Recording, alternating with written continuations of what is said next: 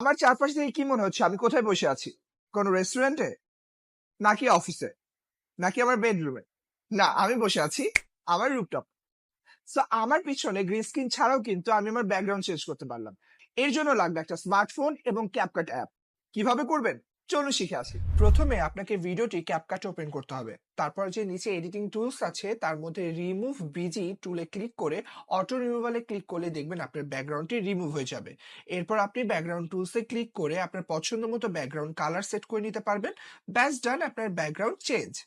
But লাস্টে আমি আপনাদেরকে আরেকটা বোনাস টিপস দিতে চাই। সেটা হচ্ছে এই স্ট্রোক টুলটা ইউজ করার মাধ্যমে আপনার ভিডিওটাকে কিন্তু আপনি আরো বেশি অ্যাট্রাকটিভ করতে পারেন। ব্যাস হয়ে গেল।